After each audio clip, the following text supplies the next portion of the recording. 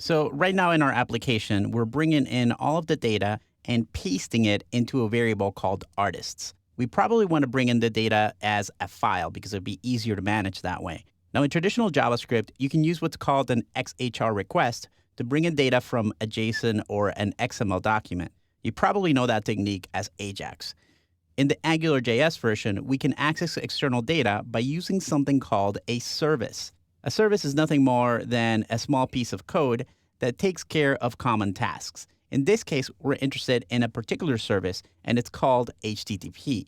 Now, the job of this service is to handle communications between an HTTP server and your application. It's pretty easy to use. So here's what we're going to do. We're going to take all this data away from this variable. So I'm just going to grab all this and delete it.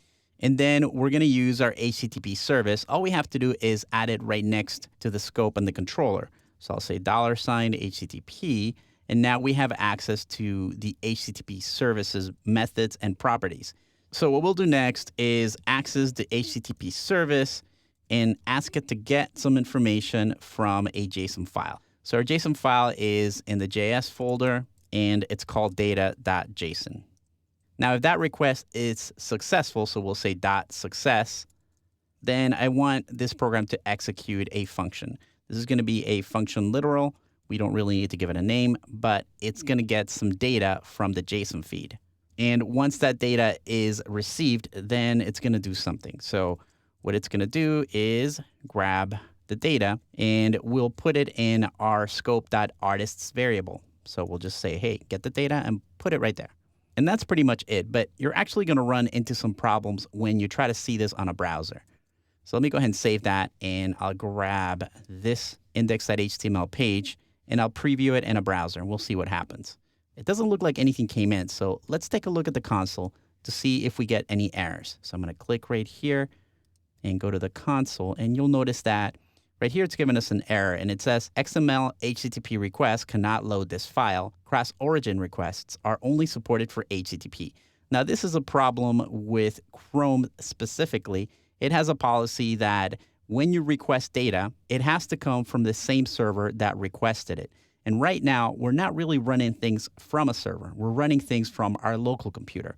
So it's not allowing you to get a file if it doesn't come from a server. That's because AJAX communication is supposed to happen between a client and a server. So we're going to need to fix that. There's a couple of things that you can do. There's a couple of really easy things and some a little bit more complicated. The easiest thing to do is to use a different browser. If you happen to have Safari installed on your machine, then if we go to our page with our file, you'll see that it loads up the data just fine. So a browser like Safari doesn't have the same restrictions as Google Chrome. So that's option number one. The other option is to just load your application onto a server. As long as this app is in a server, it's going to work in the same exact way, and Google Chrome is not going to complain about it. Now, that's not convenient for working in development. It's better if Chrome would just let us read the file. So if you want to read from the file locally, the other option would be to install a server on your machine. Now, you could do this in a variety of ways, and we've got a couple of courses that can help you with this. So if you want to learn how to install a server, you can take a look at installing Apache, MySQL, and PHP with David Gassner, or Node.js Essential Training with Joe LeBlanc. Another way to do this is to trick Chrome into starting up and not requiring that same domain policy. So to do that, we can go to this page in Stack Overflow. Now, if you want to start Chrome without this same origin policy, you have to type in some commands, and it sort of depends on which browser you're using. So I'm going to go right here. For a Mac, you're going to need to open Terminal and run this command. I'm actually going to select this right here. I'm going to copy it into my clipboard, and I'm going to have to quit Chrome. So I'm going to quit Chrome, and I'm going to pull up the terminal, and I'm going to issue this command. So when you do that, you'll see that you get a version of Chrome that says you're using an unsupported command line flag, stability and security will suffer. So now I'm going to go back into my code and go ahead and open this in a browser. By default, Sublime Text is using Chrome as its browser, and you can see that now it comes up just fine. So this is going to work until you quit Chrome and restart it again. So you have to remember to issue that terminal command whenever you are developing this kind of application.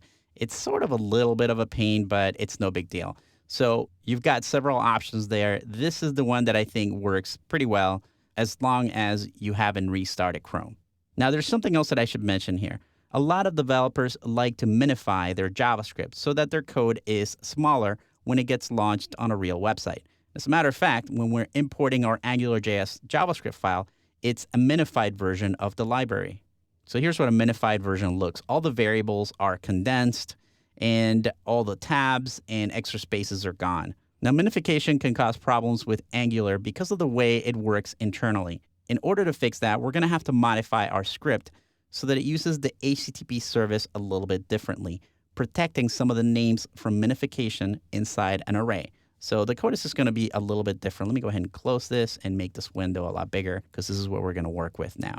So here after my controller, I'm going to pass along an array, and in this array, I'm going to pass along the scope as well as my HTTP service in an array, so these things will not be messed up by minification.